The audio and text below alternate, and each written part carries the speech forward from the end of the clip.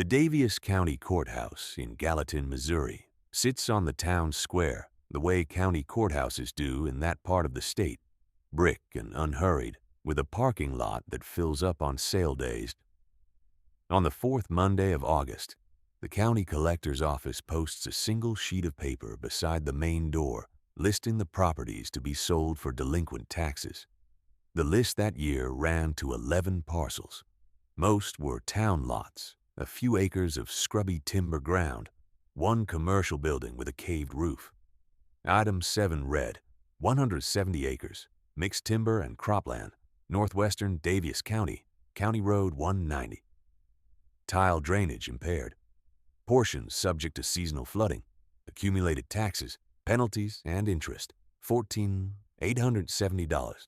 Eli Schrock had read that sheet 3 weeks earlier, on a Tuesday morning when Don Caffrey drove him the 22 miles down US 65 to Gallatin to look at the courthouse records. Don was 52, a retired implement dealer who had been driving Amish families around Daviess County for going on 8 years, charging 55 cents a mile and whatever the wait time came to. He kept a folding chair in the bed of his truck. He pulled it out and sat in the courthouse parking lot while Eli went inside. Eli was 34 years old. He ran a harness and leather work shop behind his house on the east side of Jamesport, had run it for 9 years, and had saved $31,400 in a passbook account at Farmers Bank in Chillicothe. He was not a farmer in any sense the settlement would have recognized. He owned a house lot, a half-acre kitchen garden, and 2 Belgian horses he boarded with his father-in-law, Samuel Beachy, because he had no barn large enough to winter them himself. When word got around the district in July that Eli Schrock was asking questions about the Penner ground, the assumption was that he was curious.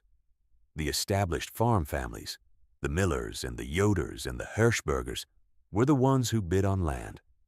Eli made harness. What Eli had done 6 weeks before the sale was drive to Gallatin with Don and walk into the Daviess County NRCS and FSA Service Center on the north end of town and ask the woman at the desk whether they still had the old Soil Conservation Service farm plans on file for parcels in the northwest part of the county. She said they might. It took her 20 minutes to find what he was looking for in a lateral file cabinet in the back room. She came out with a manila folder slightly water-stained at one corner, labeled in faded typescript, Penner R.W. 614 and 15, T61N R29W, Daviess County M.O. Farm Conservation Plan, 1963. Inside the folder was a hand-drawn map on onion skin paper, ink gone brown at the edges, showing 170 acres divided into field blocks, with a herringbone of dotted lines running through the low ground of the western section. The dotted lines were labeled 4-in clay tile, installed under ASCS cost share, 1963. The main line ran approximately due west to a symbol at the property's creek boundary, labeled Concrete Head Wall Outlet, West Bank, Plum Creek. Eli asked the woman for a photocopy. She charged him 30 cents a page. He paid for 2 pages, folded them into his coat pocket, and walked back out to Don's truck. Gary Hendricks had an office 3 doors down in the same building. He was the county extension agronomist, 47 years old, a University of Missouri man who had worked Daviess County for 19 years and knew every significant soil series in the township by the way the ground looked in a wet spring. Eli had not planned to stop in, but he saw Hendricks's name on the door and knocked. Hendricks was at his desk eating lunch. He waved Eli in. Eli laid the photocopied tile map on the desk and asked Hendricks what he knew about the Penner ground on County Road 190. Hendricks chewed, set down his sandwich, and looked at the map for a moment. He said the Penner ground was Putnam silt loam on the uplands and creek bottom alluvium along the west edge, that it had been out of production for the better part of 2 decades, and that as far as he knew the tile had failed sometime in the mid-1980s. He said it carefully, the way an extension man speaks when he doesn't want to be held to something. Eli asked him what Putnam silt loam was classified as when drained. Hendricks looked at him. He said, "Prime farmland." Eli asked what it yielded when drained and managed in a normal corn year. Hendricks said the range was 110 to 140 bushels per acre in a well-managed system. He said the key phrase was when drained, and that the Penner ground's drainage had not worked in a long time. Eli said he understood and thanked him and left. In Don's truck heading back north on US 65, Eli opened his composition notebook, a standard black-covered book he had bought at the hardware store in Jamesport for $149, and wrote 4 lines. He wrote them in plain English, the way he kept all his shop records. The entry read, "Putnam silt loam, prime when drained. Tile map in hand, 1963 ASCS plan. 240 FT clay tile, herringbone, draining west to Plum Creek headwall. Need to see the headwall." He closed the notebook and put it back in his coat. 3 days before the August sale, Don drove him out County Road 190 and parked at the fence line of the Penner ground. It was a hot morning, the kind of August morning in northwestern Missouri when the air sits still and the gravel roads chalk white in the sun. Eli put on rubber boots, took the soil probe he had made from steel rod and a welded handle, took the folded tile map from his pocket, and climbed the fence. The upland portions of the property were dry and cracked in the August heat. The surface of the Putnam silt loam broken into small plates, the way that soil breaks when it loses its surface moisture, but holds saturation below the fragipan. Eli walked north and west across the higher ground, which was firm underfoot, overgrown with fescue and light brush, the kind of ground that looks poor but is merely neglected. He followed the topography downslope toward the low draw running roughly parallel to Plum Creek, which he could hear but not yet see through the cottonwoods at the property's western edge.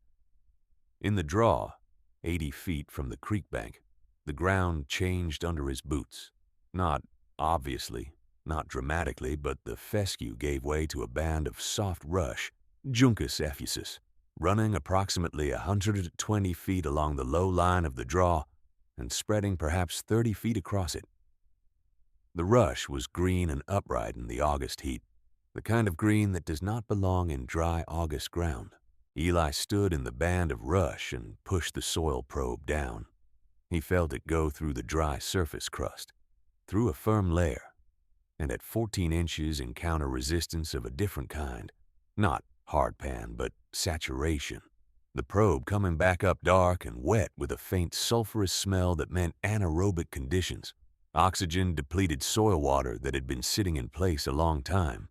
He pushed the probe in twice more at different points in the rush band, 14 inches both times, wet both times. He wrote in the notebook, rush band, 120x30 FT, draw at west section, probe wet at 14 in, August dry year, subsurface saturation confirmed, not surface water, tile backed up or outlet blocked. He followed the tile map's indicated main line west to the creek bank. The cottonwoods were heavy along the bank and the ground was soft near the water. He found the headwall location by a corner of concrete just visible above a slump of creek bank material. Silt and roots and what looked like the edge of a beaver dam debris pile pushed up against the bank by a high water event some years back. He and Don cleared enough of the debris by hand in about 20 minutes to see the tile mouth clearly. It was a 4-inch clay tile opening, intact, sealed tight with compressed silt and organic material, packed in by years of creek bank pressure. But the tile itself was not broken, not collapsed, not failed. It was plugged. Don stood back and looked at it for a moment. He said, "You can fix that in a day." Eli wrote in the notebook, "Outlet present, tile sound, ground not dead, outlet blocked, sale Monday." He climbed back over the fence, pulled off the rubber boots, and got into Don's truck. They drove back to Jamesport. Don charged him $41.80 for the round trip. Eli wrote the figure in the back of the notebook with the date. On the 4th Monday of August, Don drove him back down to Gallatin. The courthouse sale was set for 10 o'clock. There were perhaps 30 people in the room, mostly English. A few Amish faces Eli recognized from the settlement. The county collector ran through the smaller parcels first, the town lots and the timber ground, and those sold without much drama. When item 7 was called, the collector read the legal description and the accumulated tax figure of $14,870 and asked for opening bids. The room was quiet for a moment. One of the English farmers near the back, a heavy-set man Eli did not know, said something to the man beside him, and they both shook their heads. Neither raised a hand. The collector asked again. Amos Hirschberger was standing along the left wall. He was 61 years old, broad across the shoulders, with the kind of face that had spent 4 decades reading weather. His family had farmed Daviess County ground since before Eli was born. He was not bidding. He was there, as he sometimes was at these sales, to observe. He caught Eli's eye briefly and gave no particular expression. Eli raised his hand and bid $14,070. The room did not stir. The collector waited the required interval, called for any other bids, and received none. He brought the gavel down. After the sale, outside on the courthouse steps, Amos stopped beside Eli and stood there for a moment looking out at the square. He said, without turning, "That ground's been sick longer than my boys have been alive." He said it without malice, the way an older man states a fact he thinks a younger man should have. Eli said he appreciated that. Amos nodded once and walked to his buggy. Don drove Eli to the county recorder's office to begin the deed paperwork. The recording fees and title processing came to $40. Don's mileage for the day came to $38.50. Eli wrote both figures in the back of the notebook. The notebook entry for that day read, "Paid $14,870. Deed to record. Nobody else bid." The deed was recorded 6 weeks later. On the afternoon it came back from the recorder's office, Eli sat at his workbench in the harness shop and went through his figures on a sheet of plain paper. The purchase, the title, and recording fees, Don's mileage for 3 trips totaling $180, the NRCS map copies and courthouse fees of $40. His total outlay to own 170 acres of Daviess County ground, free and clear, was $15,090. He folded the paper and put it inside the front cover of the notebook. The tile contractor Eli hired was a man named out of Gallatin, who ran a small drainage operation with a trailer-mounted mini excavator. He came out on a Thursday in the second week of October. The morning was cool and overcast, the cottonwoods along Plum Creek gone yellow. The contractor parked on the county road, unloaded the excavator, and walked the fence line with Eli to the creek bank. Eli showed him the tile map and the exposed headwall corner. The contractor looked at it, walked the bank upstream and downstream 20 feet in each direction, and said the slump was maybe 4 feet deep above the outlet, and that the beaver debris would need to come out first. They worked from 8 in the morning. The contractor's excavator pulled the debris and the bank slump material back in 3 hours. By midday, the headwall was fully exposed, a poured concrete structure about 2 feet square, cracked at one corner but sound, with the clay tile mouth sitting at its base sealed with compacted silt. The contractor used a steel rod to break the silt plug, working carefully so as not to damage the tile bell. When the plug gave way, water came out of the tile in a steady dark flow, the color of wet clay, carrying years of backed-up saturation with it into Plum Creek. The flow rate was not dramatic, but it was continuous, the kind of steady movement that meant the tile network behind it was intact and functioning across its full length. The contractor reset the headwall corner with hydraulic cement, cleared the outlet apron, and staked a short section of riprap to protect the bank from erosion at the outlet. He was done by 3 in the afternoon. His invoice was $1,800, which covered the machine, his labor, the cement, and the riprap. Eli paid him in cash from the shop account, which he had kept separate from his savings, and wrote the figure in the notebook. Amos Hirschberger had driven past on County Road 190 sometime around noon. Eli had not seen him arrive, but when he looked up from watching the contractor work, Amos's buggy was stopped on the road shoulder, the horse standing quiet, and Amos was looking across the fence at the excavator and the exposed head wall. He did not come through the fence. He sat in the buggy for perhaps 10 minutes. Then he picked up the lines and drove on without speaking. That evening, Eli wrote, "Water moving at outlet." October 14th. First time in 17 years by my count. In the third week of September, before the tile work but after the deed came back, Eli had driven out to the property alone in his buggy and walked the upland sections with a soil probe and 6 labeled paper bags. He pulled composite samples from 6 different areas of the property, following the grid pattern Gary Hendricks had sketched for him on a notepad during a second visit to the extension office, this one deliberate and planned. He boxed the samples and Don took them down to the EMU Extension Soil Testing Lab in a single trip. The analysis came back in the first week of November. The results showed a soil pH of 5.6 across the upland sections, which was low enough to suppress corn yields significantly, but not low enough to indicate any permanent fertility damage. Phosphorus and potassium levels were in the medium range for Daviess County soils, adequate for a first crop with modest fertilizer input. Organic matter was at 2.8%, lower than prime Putnam ground in continuous production, but entirely recoverable. There was no indication of chemical contamination or mineral depletion. The soil had not been farmed hard. It had been wet and then abandoned. Eli drove to Gallatin with Don to show the results to Gary Hendricks. Hendricks read the sheet carefully, looked at the pH number and said, "Lime." He said the pH needed to come up to the 6.2 to 6.5 range before a corn crop would express the soil's full potential, and that 3 tons of aglyme per acre on the production ground would move it there in one application given the Putnam's moderate buffering capacity. He said, "If your drainage is actually working, this ground will make corn next year." He said it with the particular care of a man who had been surprised once already and was not ready to commit fully. But Eli noted the word will rather than might and did not push further.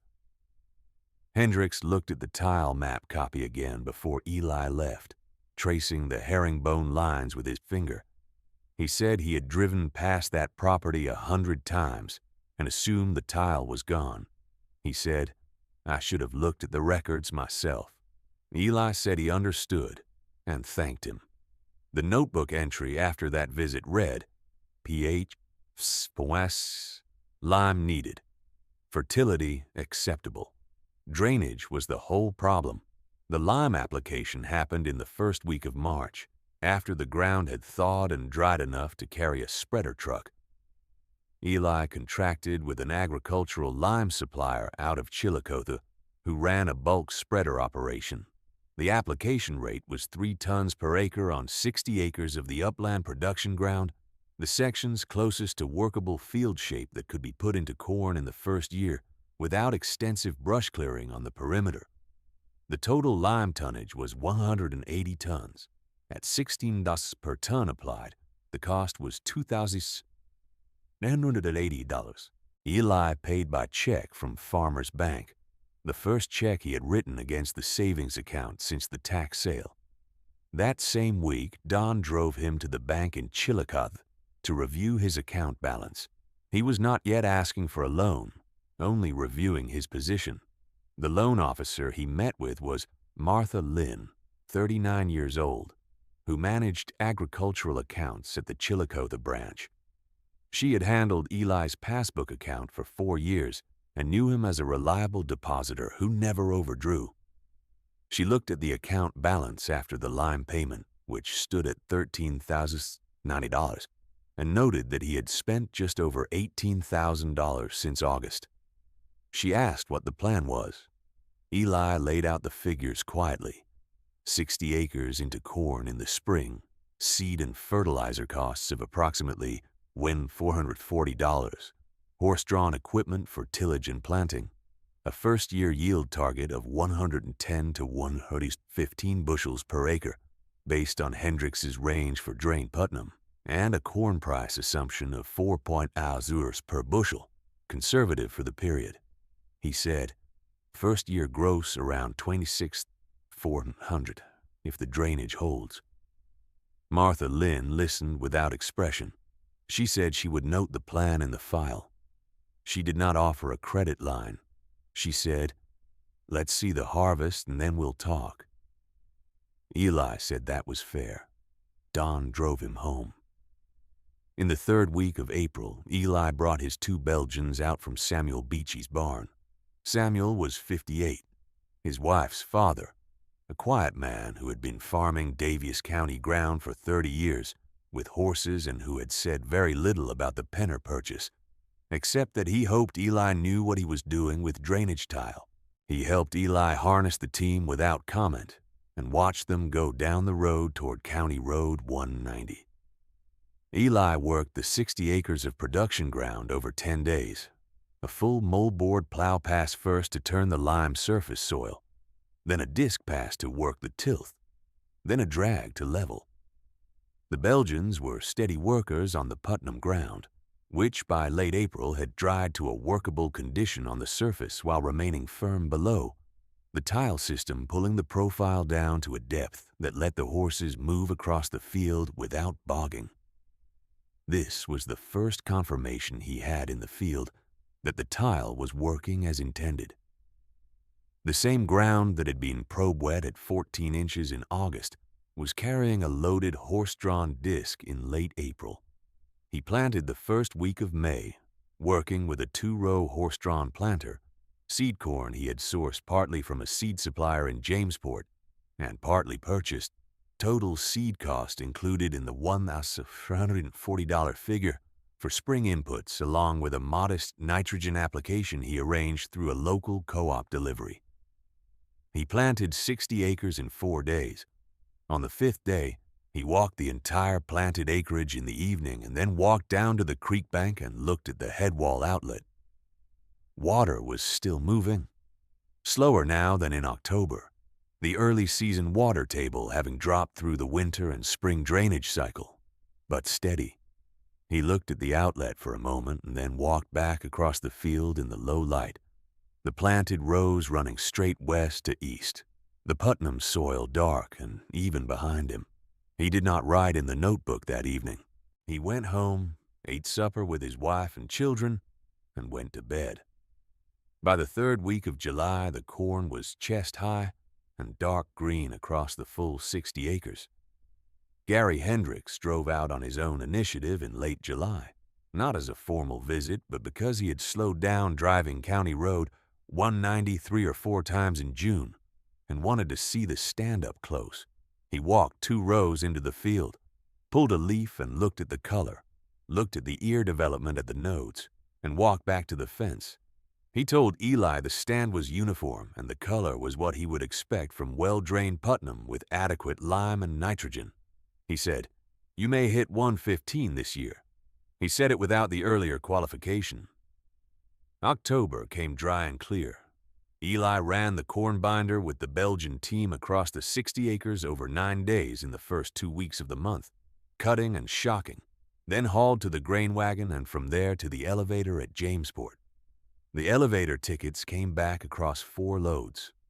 The final tally was 6,720 bushels from 60 acres, an average of 112 bushels per acre. At the elevator's posted price of $4 per bushel, the gross was $26,880. He was standing at the elevator counter when he figured it in his head. He confirmed it on a scrap of paper on the counter. 60 acres, 112 bushels, $4. He folded the paper and put it in his coat pocket with the elevator tickets and walked outside. On County Road 190, sometime in the 2nd day of harvest, Amos Hirschberger had stopped his buggy on the road shoulder and watched. He sat there for a time, the horse standing quiet in the October sun, watching Eli's team pull the binder through the rows of standing corn. On ground Amos had seen standing with backed-up water in wet years, and cracking to bare clay in dry ones for the better part of 2 decades. He did not come to the fence. He did not call out. After a time, he picked up the lines and drove on. That evening, Eli opened the composition notebook and wrote, 112 BU average, 60 acres, $26,880 gross. Penner ground made corn this year. He set the notebook on the workbench and looked at the figure. The ground had cost $14,870. The total outlay through the first harvest, counting every trip with Don, every fee, the tile contractor, the soil tests, the fence repair at $2,240 for 2,400 linear feet of perimeter woven wire, the lime, the seed and inputs, the property tax of $306 for the first year was $25,530. The first harvest had returned $26,880. After one growing season on ground that had produced nothing for 17 years, Eli Schrock was $1,350 ahead of everything he had spent. He closed the notebook, put it in his coat pocket, and went to lock up the harness shop. In the first week of February, Eli drove to Chillicothe with Don and sat across the desk from Martha Lynn at Farmers Bank. He brought 3 things: the elevator tickets from the October harvest, a single sheet of paper with his costs and returns listed in 2 columns, and the composition notebook, which he did not open but set on the corner of the desk where she could see it. Martha Lynn picked up the elevator tickets first. She went through them one by one, 4 separate loads, the weights and prices printed clearly across each one, and set them in a small stack. Then she looked at the cost and return sheet. She was quiet for a moment. She said, 112 bushels per acre on that ground. Eli said yes. She said she had driven past the Penner properties on County Road 190 her entire adult life and had not thought of it as producing ground. She said it carefully, not as a compliment exactly, but as a revision of a position she had held without examining it. Eli said the soil had always been there. The drainage had not been working. Martha Lynn set the papers down and looked at him for a moment. Then she said she could extend an operating line of $4,500 for the coming season, secured against the property and the prior year's revenue record. The rate was standard. The term was 12 months. Eli said that was acceptable. He signed the paperwork before he left. In Don's truck heading north on US 65, Eli opened the notebook and wrote the date and the figure. $4,500 operating line approved. Farmers Bank, February. He noted the interest rate and the term. Then he wrote below it, expanding to 90 acres this season. The March work began with the tile extension. Eli had identified from the 1963 SCS map and from his own walking of the property across 2 seasons, a section of the midfield ground in the northeast quadrant that drained poorly, not because the main tile system failed to reach it, but because the original herringbone installation had left a gap in the lateral coverage. The ground there had been workable in year 1, but marginal, wetter than the main drain sections and slower to dry in the spring. He contracted a tile drainage crew out of Gallatin to install 800 linear feet of new 4-inch perforated plastic lateral tile in 2 new runs connecting to the existing main. The crew worked 3 days with a chain-type tile plow pulled by a track machine. The total cost was $3,200, which Eli paid against the operating line. With that section added to the drainage network, he had 90 acres of workable crop ground for the coming season. The original 60 plus the newly connected northeast section and a portion of midfield ground that had dried adequately without additional tile work. He planned a corn and soybean rotation, corn on the original 60, soybeans on the new 30, which would allow him to observe how the extended tile performed under a row crop with different root architecture and water demand before committing the full acreage to corn. Spring inputs for 90 acres came to $2,100, covering seed for both crops, nitrogen and phosphorus fertilizer applied at University of Missouri, Extension recommended rates for second-year Putnam silt loam, and a modest herbicide pass arranged through the same Chillicothe co-op that had handled the first-year nitrogen delivery. Eli handled all the tillage and planting himself with the Belgian team, working longer days across a longer acreage, borrowing a wider disc from Samuel Beachy for the secondary tillage pass. Samuel watched him load the disc onto the wagon one morning in late April and said quietly that the ground seemed to be draining. Eli said it was. Samuel said nothing further, but he stood at the fence watching the team go down the road for a time before going back to his own work.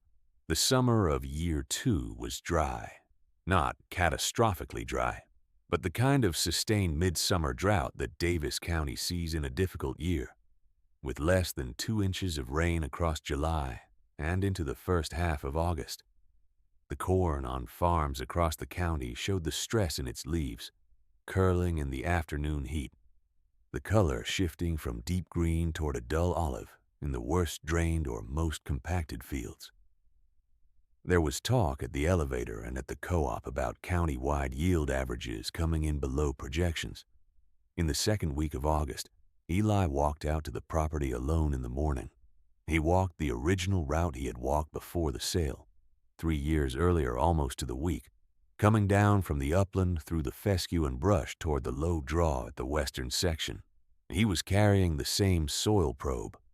The draw looked different. The band of soft rush that had grown there in a thick green strip 120 feet long and 30 feet across was gone. Not thinned or stressed, but gone, replaced over 2 seasons by the corn canopy that had closed over the draw as the drainage lowered the water table and the planting rows pushed into that section. There was no standing water, no indicator green. There was corn, and the same corn that was showing drought stress everywhere else in the county, but standing. Eli pushed the soil probe into the ground at the spot where the rush band had been, the same spot where he had found saturation at 14 inches in the August heat 3 years before. He pushed the probe down and pulled it back. Dry soil at 8 inches, dry at 14 inches, dry at 22 inches before he felt the first change in resistance. 22 inches. The same probe, the same month, the same draw, the same August heat. 3 years earlier, the tile had been blocked and the ground had been saturated at 14 inches in a dry month. Now the tile was working, and the drought that was stressing fields across the county was not penetrating below 22 inches into the Putnam profile. The subsoil moisture held by the soil's natural capacity rather than by backed-up drainage. He stood there for a moment with the probe in his hand. Then he walked down to the head wall and looked at the outlet. Water was still moving, slower in the dry summer, but moving. The tile was working exactly as it was designed to work in 1963. He wrote in the notebook on the walk back, "Rush gone. Probe dried at 22 inches. August drought and this ground is holding up. Tile doing its work." The year 2 harvest came in October, a week after the first frost. The soybeans on the new 30-acre section yielded 42 bushels per acre, a strong number for first-year tile extended ground, which Eli sold at $9.60 per bushel for a gross of $12,096 off that section. The corn on the original 60 acres yielded 118 bushels per acre in the dry year, above the prior season, reflecting the improved rooting depth available in a soil profile that had now been draining continuously for 2 full years. He sold the corn at $3.90 per bushel, the price having softened slightly from the prior year, for a gross of $27,626 off the corn acres. Total harvest revenue for year 2 was $39,722. Against that, he set his year 2 costs, the $3,200 tile extension, the $2,100 spring inputs, the $360 annual property tax, and the interest on the operating line. His net position after year 2, cumulative from the original purchase, showed positive cash of $33,390, above all expenditures since the tax sale. He confirmed the figure 3 times on a fresh sheet of paper at the shop workbench, then folded the paper into the notebook's front cover alongside the first year's cost sheet. In November of year 2, Martha Lynn sent a short letter to Eli at his Jamesport address.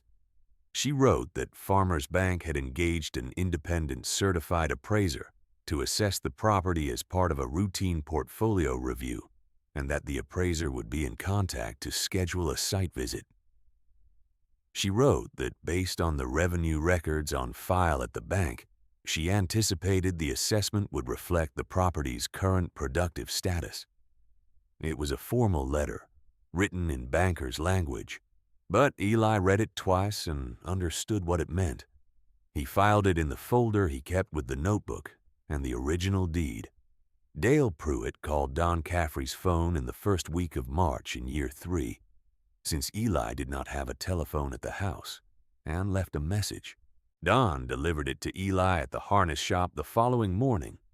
Pruitt was a certified general real estate appraiser out of Gallatin, 55 years old, who had been doing farmland appraisals in Daviess and surrounding counties for over 20 years. Don knew of him. He said Pruitt was thorough and that farmers generally found him fair. Pruitt came out on a Thursday in the 3rd week of March, when the fields were bare and the winter wheat that Eli had seeded on a small border section was just greening. He drove his own truck. He walked the property for 2.5 hours, methodically, with a clipboard and a camera. He asked Eli to walk with him, and Eli did, answering questions briefly and without elaboration. Pruitt asked about the tile system. Eli showed him the 1963 SCS map and walked him to the head wall at Plum Creek. Pruitt looked at the outlet for a time, made a note, and photographed it. He asked how many years of crop production were documented. Eli said 2 full seasons with records and handed him a copy of the 2-year cost and revenue summary he had prepared, the same one he had updated after the October harvest. Pruitt read the summary standing at the field edge.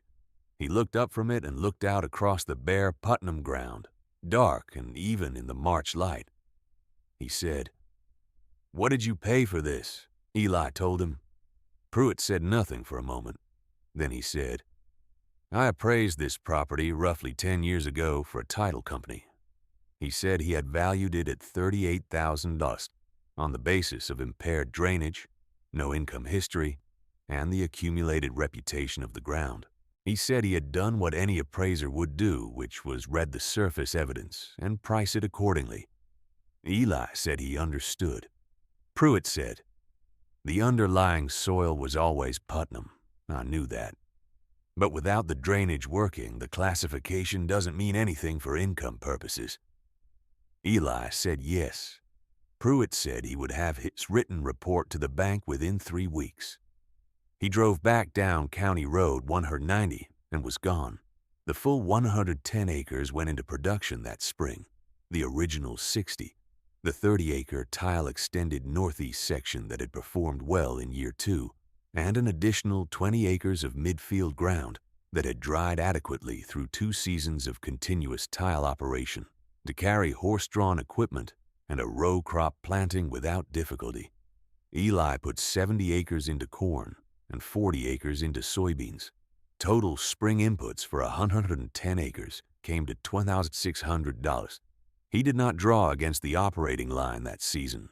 He paid inputs from the farm cash account he had opened at Farmers Bank in Chillicothe in year 2 to keep production receipts and expenses separate from the shop account.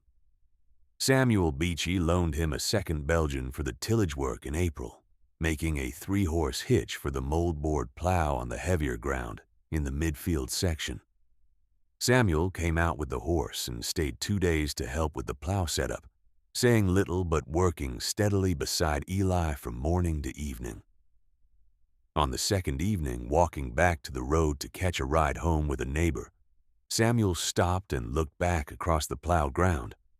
He said, "Your grandfather would have understood this place." Then he got into the neighbor's buggy and left. Eli did not write that in the notebook. He kept the notebook for figures. The appraisal report from Dale Pruitt arrived at Farmers Bank in the second week of April. Martha Lynn sent Eli a copy by mail, and Don brought it out to the harness shop on a Tuesday afternoon. Eli opened it at his workbench. The report ran to 11 pages with photographs, soil survey documentation, comparable sales analysis, and income capitalization methodology. The comparable sales section used 3 recent arm's-length transactions of drained Putnam silt, loam farmland in Daviess and adjacent counties, ranging from $1,640 to $2,080 per acre. Pruitt applied a value of $1,850 per acre to the 170-acre tract, citing the 2-year production record, the documented tile system, the soil test history showing recovered pH and fertility levels, and what he called in the report the confirmed drainage infrastructure, intact and functional. At $1,850 per acre, 170 acres appraised at $314,500. Eli read that figure twice. Then he read Pruitt's written note attached to Martha Lynn's copy of the report, a brief handwritten addendum that Pruitt had clipped to the front page. It read, "The underlying soil quality was always there.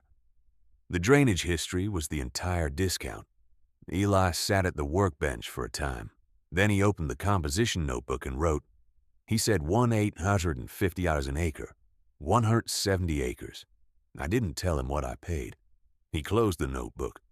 The year 3 harvest came in under good conditions, a wet enough summer to push yields without saturating the tile drain profile, an October that stayed dry through the harvest window. The corn on 70 acres yielded an average of 121 bushels per acre. Eli sold at $3.95 per bushel, the price having firmed slightly from year 2. Gross on the corn was $33,134.50. The soybeans on 40 acres yielded 44 bushels per acre, sold at $9.40 per bushel, for a gross of $16.44. Total year 3 harvest revenue was $49,978.50, which Eli rounded in the notebook to $49,978 and noted that the rounding was his. He set year 3 costs against it: $2,600 spring inputs, $1,360 property tax, $650 for Pruitt's appraisal fee, which the bank had billed to Eli's account as part of the portfolio review. Net year 3 operating profit after those costs was $45,168. Added to the cumulative positive position from years 1 and 2, his total net cash above all expenditures since the August tax sale, including every trip with Don, every fee, every input and contractor cost and tax payment across 3 years, was $80,480. He confirmed this figure on a fresh sheet of paper, carrying each line forward from the original cost sheet in the front of the notebook. The ground had cost $14,011. Everything spent since, across 3 years and 4 seasons of work, totaled $36,570. Everything returned totaled $117,050 gross, $80,480 net. The ground was appraised at $314,500. His total position, cash in hand plus asset value, was $394,980. He did not write that final figure in the notebook. It seemed like a different kind of number from the ones the notebook was for. The spring of year 4 came in warm and early, the frost leaving the ground by the 3rd week of March. Eli was at the property on a Saturday morning in the first week of April, walking the fence line on the north edge with a spool of wire to repair a section that had heaved through the winter frost, when he heard a buggy on County Road 190. Amos Hirschberger pulled his horse to a stop at the fence gate and sat in the buggy for a moment before climbing down. He was 64 now, moving a little more carefully than he had 3 years ago at the courthouse steps, but his face was the same, broad and deliberate, reading the situation before he said anything. He opened the gate and came through without being invited, which in that community meant the visit was serious. He walked to where Eli was standing and looked out across the north field, which was bare and dark and even, the Putnam soil drying toward its spring workable condition. He stood there for a moment. Then he said, "I have a low corner on my east 40 that has always been soft. His voice was even, a man stating something he had known a long time and was choosing now to say out loud. He said his father had called it a wet spot, and his grandfather had called it a wet spot, and he had called it a wet spot and planted around it his entire life, taking it as a given the way a man takes a given. He said, "I am wondering whether it was ever tiled." Eli looked at him for a moment. Then he set down the wire spool and said he would be right back.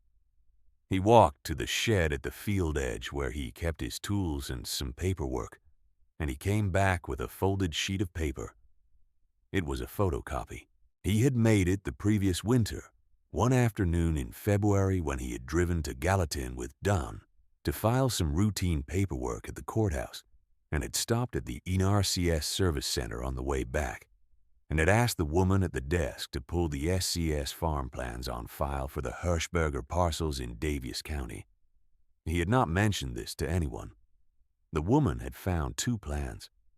One of them covered the east 40 acres of the Hirschberger farm, section 22, and it showed a partial tile installation from 1961 that had never been connected to an outlet. The tile lines ended 40 feet short of the ditch that ran along the east boundary of the property, which meant the entire system, if intact, was draining nowhere. The plan note read, "Installation incomplete, cost share funds exhausted, outlet connection not made." Eli handed Amos the photocopy. Amos took it and unfolded it carefully and looked at it for a long time without speaking. His hands were still. He looked up and said, "How long have you had this?" Eli said, "Since February." Amos looked back down at the map. He said nothing for a moment. Then he said, "You knew I would come." Eli said he thought Amos might. Amos refolded the photocopy along its original creases and held it in both hands and looked out across the field again. The morning was quiet.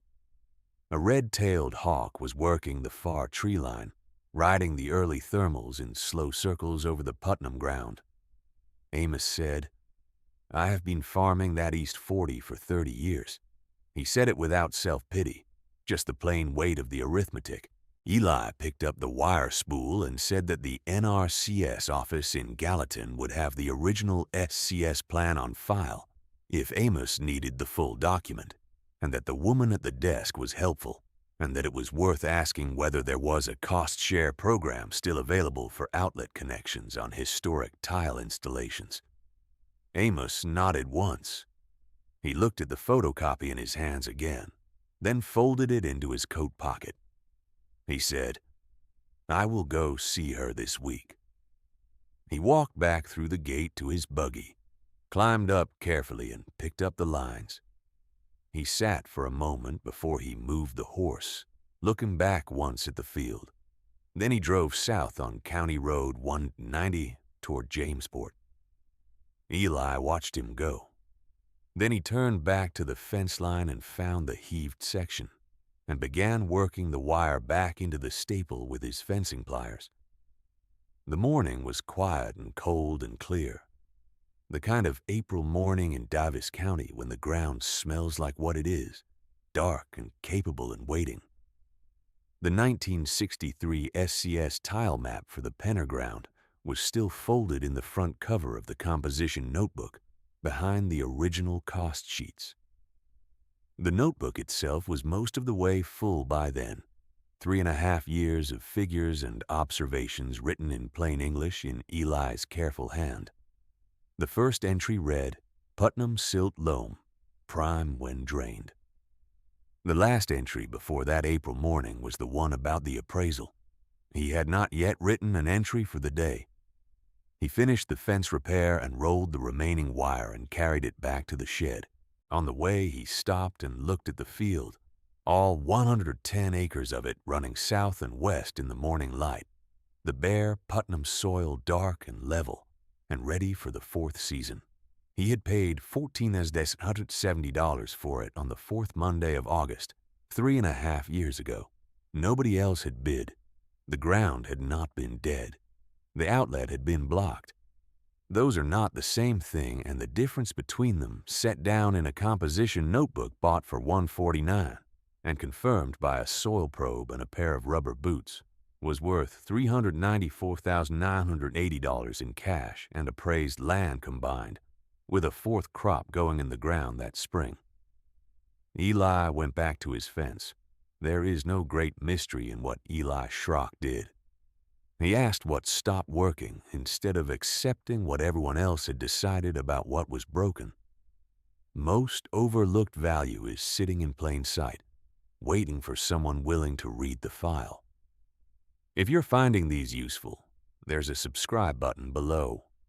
One decision a week with the real numbers.